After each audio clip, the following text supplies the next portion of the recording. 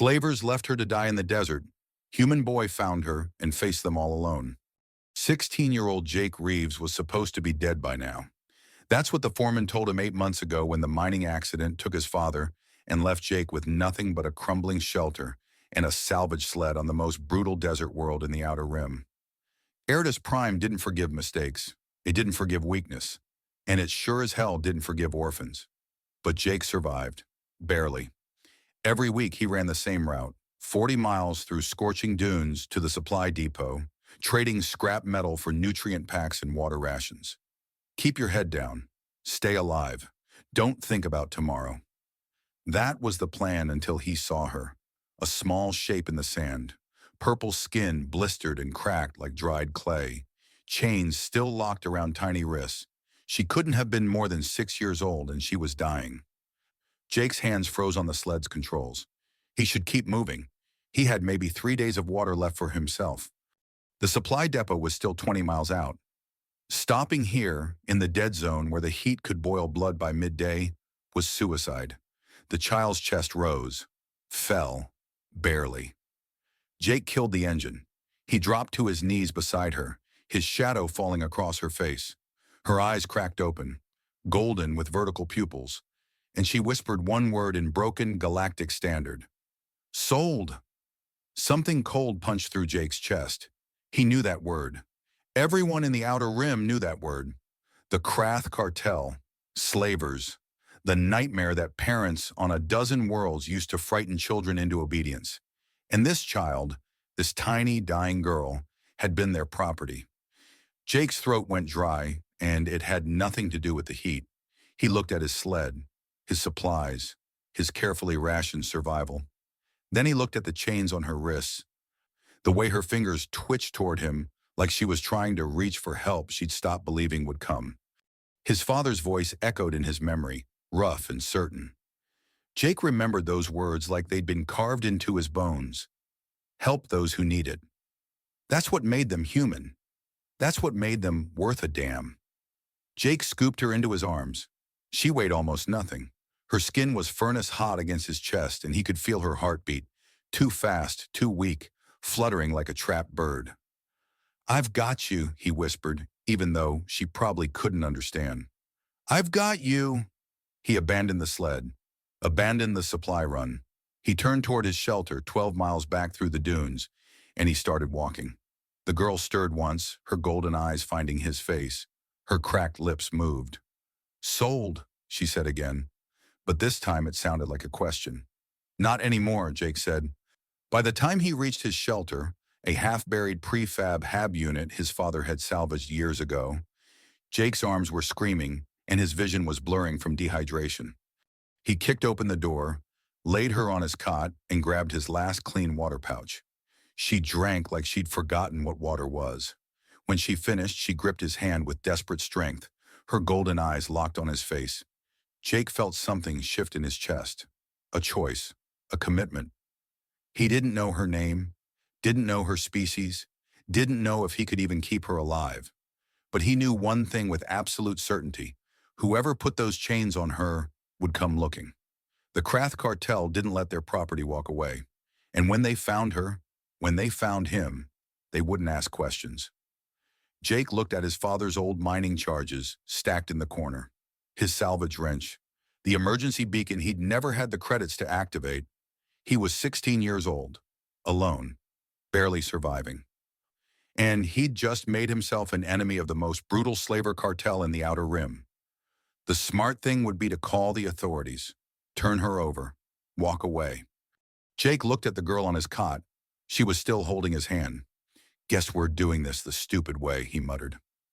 Outside, the twin sons of Eridus Prime began their descent. The Krath cartel's tracking system activated, tracing the signal embedded in the chains Jake couldn't remove. The pursuit had already begun. For 3 weeks, Commander Solara of the Valorian diplomatic fleet had lived in a silent, screaming hell.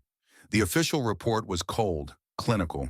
It said her daughter Nira had been abducted during a trade negotiation ambush by the Krath cartel. It said the abduction was an attempt at leverage. It said that when Solara, as lead negotiator, refused to authorize illegal weapons permits, the Krath had declared Nira Liquidated, a sanitized word for murder. A bureaucratic term for leaving a 6-year-old girl to die in a planetary furnace. But a mother's instinct is not a thing you can file away in a report. Against the explicit orders of her own government, Solera had taken an unsanctioned ship and followed the ghost of a signal, the last dying pulse of her daughter's emergency beacon. It led her here, to the scorched rock of Aridas Prime. She wasn't a commander here. She was just a mother, alone and running out of time. The local authorities had been worse than useless. A board official with a stained uniform had waved a hand dismissively. "The Krath are always moving merchandise," he'd grunted. "Just another slaver dispute. Nothing we can do." Solera didn't argue. She didn't flash her credentials or threaten diplomatic incidents. She simply walked out, her fury a cold, hard diamond in her chest. She used her personal funds to hire the best tracker on the planet, a leathery old human with eyes that had seen too many suns. She gave him Nira's holophoto and a simple command: find her. For 2 days there was nothing, just the endless wind and the tracker's grim silence. Solera waited in a rented hovel, staring at the empty space where her daughter should be, the word liquidated echoing in her mind. Then the tracker returned. He smelled of dust and cheap synthale, but his eyes held something that wasn't there before, a flicker of interest. "The trail's ice cold," he said, his voice a gravelly rasp. "But there are whispers, stories from the salvage runners out in the barrens." He spat on the ground. "They talk about something strange, something seen 2 days ago, headed into the deep desert where no one goes." Solera held her breath. What did they see? The tracker met her gaze. A human boy, a kid really, looked like he was running from something, and he was carrying something valuable into the scorched barrens. Jake had just managed to get the girl's fever to break. He'd used the last of his clean water on a cool compress for her forehead, and for the first time in hours, Nira was sleeping peacefully. A fragile quiet settled over the cramped shelter, a silence so profound Jake almost dared to hope. That hope shattered with the dawn. 3 long shadows fell across the shelter's reinforced viewport, silhouetted against the harsh light of Aridas Prime's twin suns. Jake's blood ran cold. They weren't human. They were massive, scaled, and armed. Krath. A heavy fist pounded on the metal door, the sound like a hammer blow to his skull.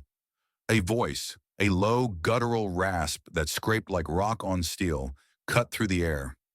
"Open up, boy. We know she's in there." Jake froze, his eyes darting from the door to the sleeping child. The leader, a scarred reptilian with cold black eyes, held up a small datapad. On its screen, a single red dot pulsed, marking their exact location. He tapped the chains still locked around Nira's tiny ankle. "A little gift from us, so our merchandise doesn't get lost." The slaver's name was Vectar. Jake knew the name from whispered stories at the salvage markets. A monster who dealt in lives. Vectar's lipless mouth split into something that might have been a smile. "Hand over the property, and we'll be generous. 500 credits for your trouble." He paused, letting the offer hang in the air. "Refuse, and you die protecting something that isn't yours." 500 credits. The price of a used power cell. The price of a child's life. Terror, raw and absolute, seized Jake. He was 16. He had a wrench. They had plasma rifles.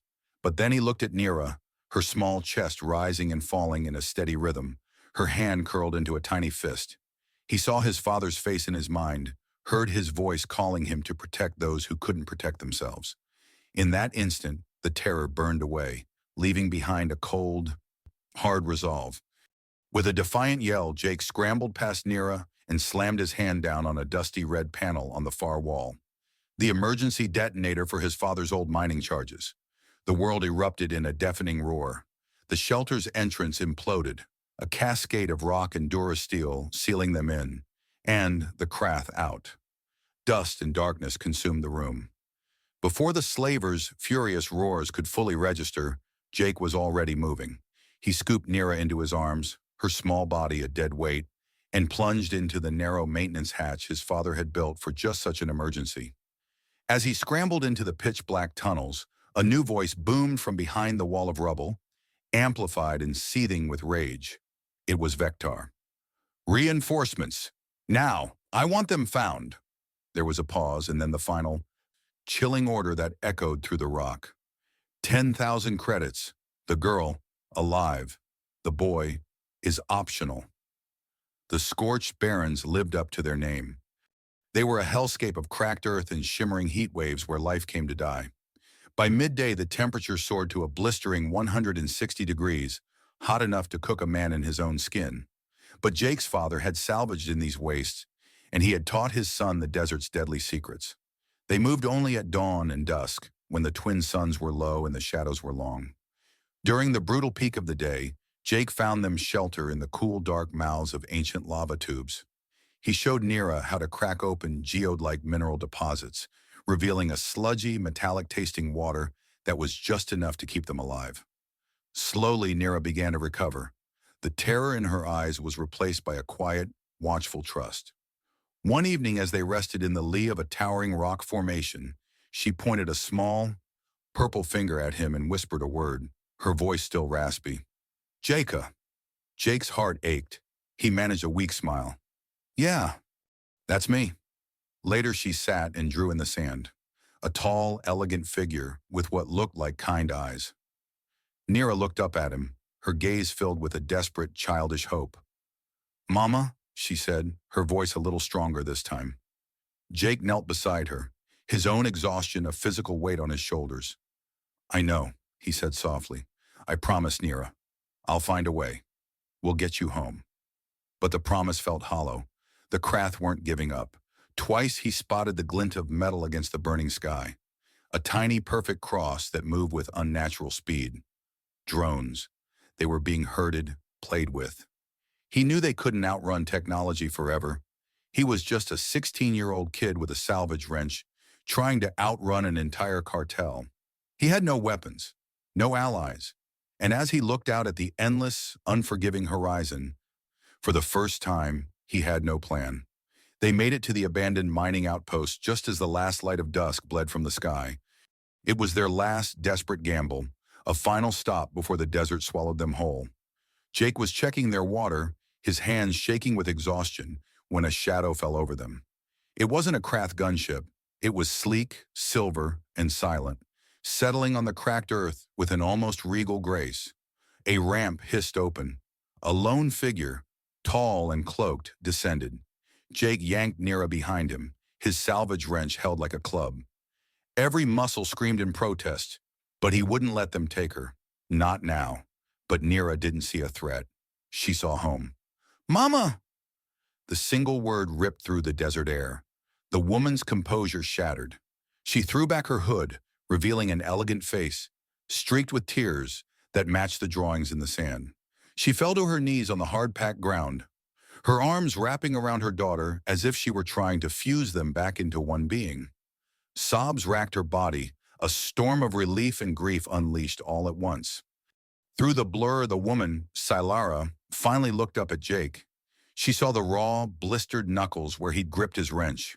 She saw the hollows under his eyes, the bone-deep weariness of a boy who had been running for his life. But most of all, she saw the way he still stood, positioned between them and the open desert, a silent, unyielding guardian. She learned he was 16, that he'd been alone for 8 months since his father died, surviving on scraps.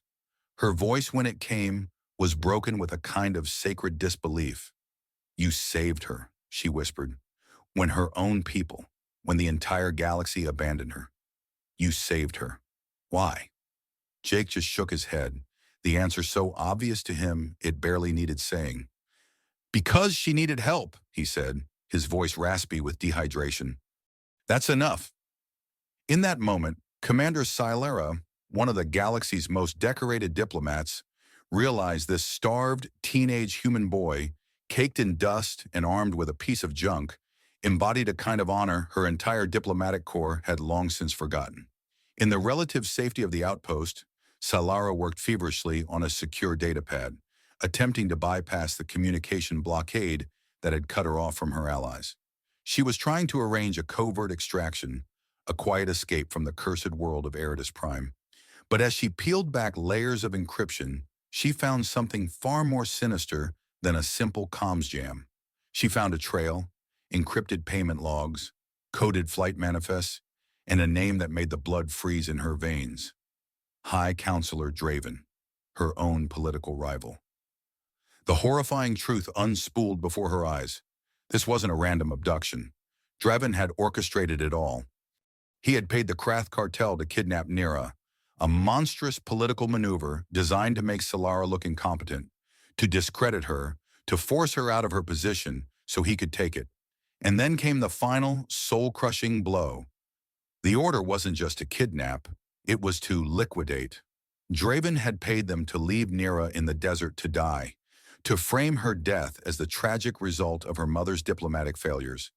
To seal the deal, he had used his authority to grant the Krath free untracked passage through protected Valorian space. The datapad slipped from Solara's trembling fingers, clattering on the metal floor. The corruption wasn't just on some lawless outer rim world. It was in the heart of her own government. They weren't just running from slavers. They were running from a conspiracy that reached the very top. Every path was cut off. Every ally was unreachable. They were utterly, completely alone. Jake watched the hope drain from her face, replaced by a profound, bottomless despair. He saw the galaxy's most powerful diplomat realize she had already lost. But Jake wasn't a diplomat. He was a survivor. And survivors don't see dead ends. They see choke points. He knelt beside her, his voice quiet but steady, cutting through her shock. "Then we don't run," he said, his eyes burning with a new, dangerous fire. "We expose him." Solara's world had collapsed into a single, terrifying point of failure. But Jake, kneeling in the dust of a world that had taken everything from him, saw something else. He saw an opportunity. His eyes, usually clouded with exhaustion, were suddenly sharp, focused, like a predator spotting a weakness in the herd. He began to speak, his voice low and urgent, painting a picture with the grim vocabulary of a salvager. He spoke of the old Eridus Prime mining complex, a sprawling metal skeleton now used as a black market hub. He spoke of a major auction the Krath were holding there in 3 days, a gathering of the sector's worst scum. And he spoke of a ghost from his past, the primary broadcast array, a massive comms tower his own father had helped install years ago. "Draven will be there," Jake said, the pieces clicking into place. "Not in person. He's a coward. He'll be there via secure hologram, finalizing his deal with Vectar." Solara stared at him, uncomprehending. "What are you suggesting?" "We infiltrate the auction," Jake said, his voice gaining a hard, chilling confidence. "While you get close enough to record the meeting, I'll get to the broadcast array. I can override the security protocols. I can patch into the main Valorian government channel."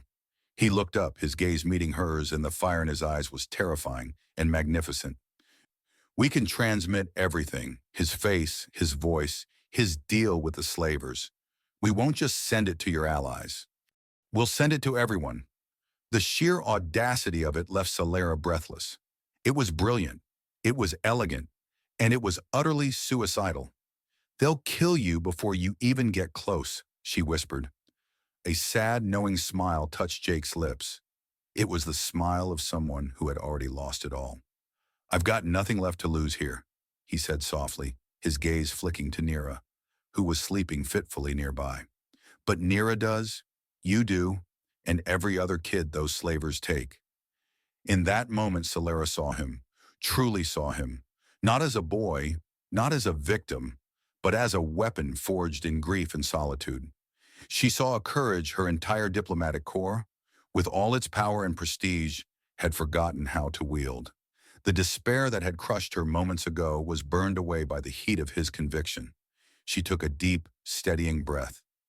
Her decision made. "All right," she said, her voice ringing with the authority she thought she'd lost. "We don't run. We fight." She picked her datapad back up, her fingers flying across the surface with renewed purpose. "But we won't go in alone." She bypassed Draven's blockades, sending a single, heavily encrypted message to a secure channel she hadn't used in years. "I have 2 fleet officers I trust with my life. They will provide covert support. They'll be our way out." The desert, which had been their enemy, became their training ground. The 48 hours they had felt like both an eternity and a single heartbeat. In the blistering daylight, Solara moved with a fluid, lethal grace that defied the heat. She taught Jake the fundamentals of Valorian hand-to-hand combat, a discipline of precise strikes, leverage, and controlled aggression. He was clumsy at first, his brawler's instincts clashing with her elegant economy of motion. But he was a fast learner, his body already hardened by a life of hauling scrap and running from threats. In the cooler twilight, their roles reversed. Jake became the teacher. He showed her how to read the rock formations for hidden water, how to use a sliver of polished metal to start a fire from the twin sun's last rays, how to move without a sound across shifting sands. He was teaching her his world, the brutal, beautiful language of survival. But the true bridge between their two universes was Nira. The little girl, now stronger, followed them everywhere, her wide eyes absorbing it all. In the sand, she drew pictures with a small, purple finger. 3 figures, one tall and regal, one wiry and fierce, and one small one held between them. She would point to them and say the words with growing confidence. Mama, Jaika, family. At night, when the desert's chill set in, she refused to sleep unless her bedroll was placed beside Jake's. Jaika is brave, she whispered to her mother one evening, her voice full of childish certainty. He's like the heroes in your stories. Solara watched them, a complex emotion in her eyes. The boy she had first seen as a scruffy, desperate child was someone else now. A young man whose maturity had been brutally forged in loss and solitude. On their final night before the mission, they sat together under a brilliant tapestry of alien stars. The silence was heavy with what was to come. Solara looked at Jake, truly looked at him, her gaze tracing the new bruises from their training and the old scars from his life. Thank you, she said, her voice barely a whisper. Before he could respond, she leaned forward and performed a gesture he had never seen. She gently touched her forehead to his. The contact was brief, her skin cool against his, but it sent a shockwave through him. It was a gesture of absolute trust, of deepest respect, a mark of family. For the first time since his father's death, Jake felt a connection so profound it ached. He felt seen. As she pulled back, Jake saw a new fire in her eyes, a silent, unbreakable vow being forged in the starlight. He realized with a start that her fierce maternal protectiveness, the force that had driven her across the galaxy, was no longer just for Nira. It was for him, too. If they survived this, Solara would make sure he never had to face the universe alone again. The mining complex was a titan's corpse, its metallic ribs exposed to the desert sky. Moving through its shadowed guts, Jake and Solara were ghosts in borrowed workers' uniforms. At a junction of humming conduits and rusted gantries, she gave him a sharp, determined nod. He nodded back, a silent promise passing between them. Then he slipped into a maintenance shaft, the darkness swallowing him whole. The tunnels were just as he remembered from his childhood, exploring where he shouldn't have been. The air was thick with the smell of ozone and cold iron. He moved with a practiced silence, his light footsteps echoing his father's, until he reached the heavy steel door of the broadcast array. It hissed open. The plan was working. He was inside, the master control panel glowing like an altar in the gloom. He got to work, fingers flying across the console, rerouting the broadcast signal. A green light blinked on the panel. Success. All he had to do now was wait for Solara's signal. That's when he saw it, a flicker on a dusty security monitor in the corner. It showed a service corridor just outside, and a familiar face, Ren, the tracker. He was speaking to a Krath guard, then he pointed directly at the broadcast room door and accepted a heavy bag of credits. A cold dread, sharp and sickening, coiled in Jake's stomach. Ren pressed a button on his datapad. Immediately, the world erupted in noise. Crimson emergency lights pulsed, casting the room in a bloody strobe-like rhythm. A klaxon blared, a deafening shriek that vibrated through the floor. Traitor, Jake spat, his first thought a desperate warning for Solara. He slammed a button on his comm. Solara, it's a trap. Ren sold us out. Get out. He didn't wait for a reply. He turned for the exit, but it was too late. Heavy, armored boots thundered down the corridor. The door was kicked open, and 3 Krath enforcers, weapons raised, stormed in, their reptilian eyes locking onto him. He was trapped, outnumbered. The enforcers parted, and a hulking figure filled the doorway, casting a long shadow over him. Vector, a cruel reptilian smile spread across his scarred face, revealing rows of needle-like teeth. He looked at Jake, then at the wrench in his hand, and let out a low, amused hiss. The stupid boy who thought he could be a hero. Jake's heart hammered against his ribs, but the fear was burned away by a white-hot fury. He clutched his father's old salvage wrench in one hand, his other tightening around the jury-rigged mining charge in his pocket. He wouldn't let them stop the broadcast. He wouldn't let them get to Solara. He wouldn't let them take Nira again. He met Vector's gaze, his knuckles white, and planted his feet. This was it. This was his stand. With a roar of defiance, Jake slammed the detonator. The mining charge exploded, not with a boom, but with a deep, grinding groan as a ton of rock and steel collapsed, sealing the tunnel behind him.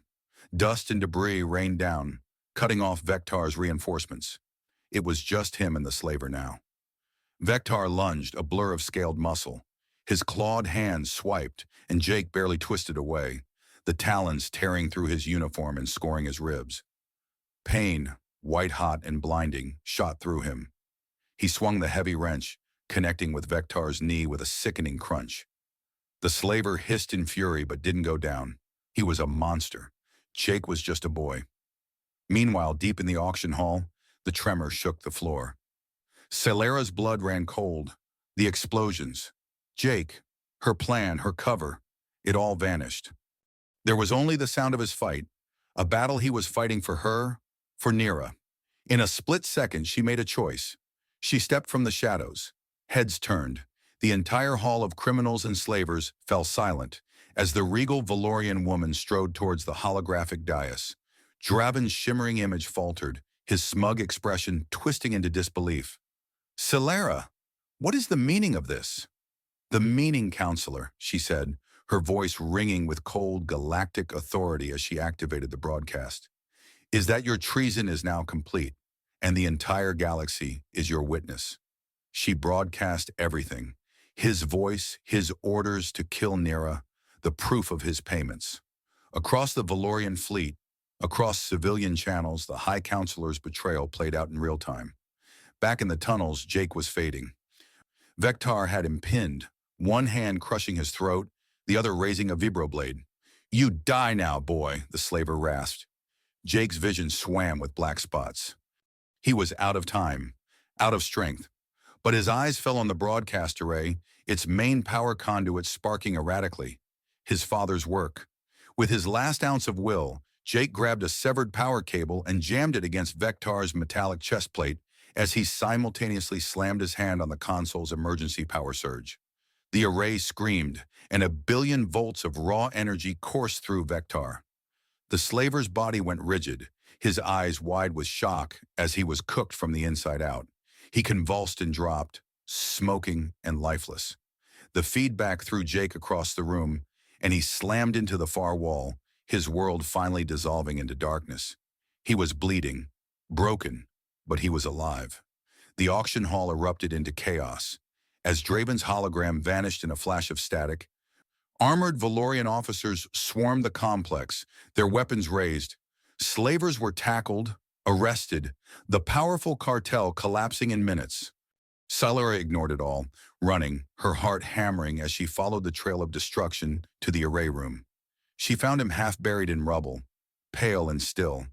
With a sob, she fell to her knees, pulling the brave, battered boy from the wreckage and holding him close as if he were her own. He had saved them. He had changed the galaxy. The galaxy moved with breathtaking speed. Within hours, High Counselor Draven was taken into custody by Valorian marshals, his face a mask of disbelief as his career, his legacy, and his freedom evaporated on a live broadcast.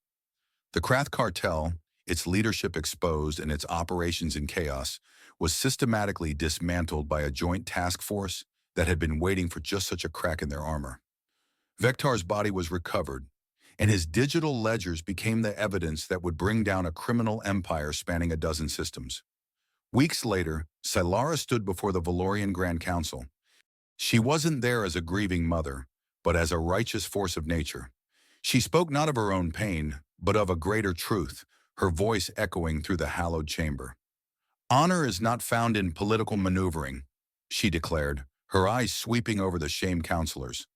It is found in the heart of a 16-year-old human orphan who stood alone against an army because it was the right thing to do. Jake Reeves saved my daughter. He saved the integrity of this council. He saved us from ourselves. The galactic news hailed him as the boy from the Barrens, a symbol of courage against corruption. Overwhelmed by public sentiment, the council offered Celera Drovin's vacant seat as High Counselor.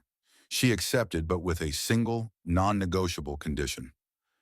I demand full and immediate legal guardianship of Jake Reeves, she stated, her voice unwavering, and his recognition as a full citizen of valor with all the honors that entails. The council, seeing the tide of popular opinion, agreed without hesitation. Jake knew none of this. He woke to the gentle hum of a starship's life support and the clean, sterile scent of a medbay. Pain was a dull, distant memory. He turned his head, and his breath caught. Curled in a chair beside his bed, fast asleep, was Nira, her small hand resting near his. Then a shadow fell over him. Celara stood there, her formal uniform replaced with simple, soft clothing. The exhaustion was gone from her eyes, replaced by a deep, shimmering warmth. She looked at him, at her daughter, and a single tear traced a path down her cheek. She smiled, a real, brilliant smile that lit up her entire face. "You're awake," she whispered. Her voice was thick with emotion. "Welcome back, Jake." She reached out, her cool fingers gently brushing a stray piece of hair from his forehead. "The council has granted you citizenship. You have a home if you want it." She paused, her gaze locking with his, her expression filled with a hope so fierce it was breathtaking. "You're coming home with us, Jake, if you'll have us." 8 months later, the light of the Valorian sun was soft and golden, a world away from the blistering glare of Eridus Prime. Jake Reeves, now 17, stood tall beside Celera on a ceremonial dais overlooking the Capitol. The formal, dark blue uniform of a junior diplomatic liaison felt strange, but right, the silver piping gleaming on his shoulders. It was a position created just for him, a testament to the idea that true diplomacy began not with politics, but with compassion. He had filled out. The gaunt, haunted look of the salvage runner replaced by the quiet confidence of a young man who knew his place in the universe. In the center of the dais, Nira, vibrant and glowing with health, held both their hands, a living bridge between them. She chattered happily, calling them Mama and Jaka in the same breath, her joy the brightest star in their new constellation. Celara, now High Counselor, was addressing the assembled dignitaries. Her voice was steady and strong as she spoke of duty, honor, and the nature of courage. But every few moments, her gaze would find Jake, and her formal expression would soften into one of unmistakable maternal pride, a love so profound it needed no words. He had found what the desert had stolen from him years ago, a family, and she had found what her gilded life had been missing, a son, and a reminder that the greatest strength lies in protecting the most vulnerable. Later, as they walked together through the crystalline gardens of the council spire, Nira skipping ahead between them, a sense of peace settled over Jake, deeper than any he had ever known. A family forged not by blood but by a choice made in the fire and dust.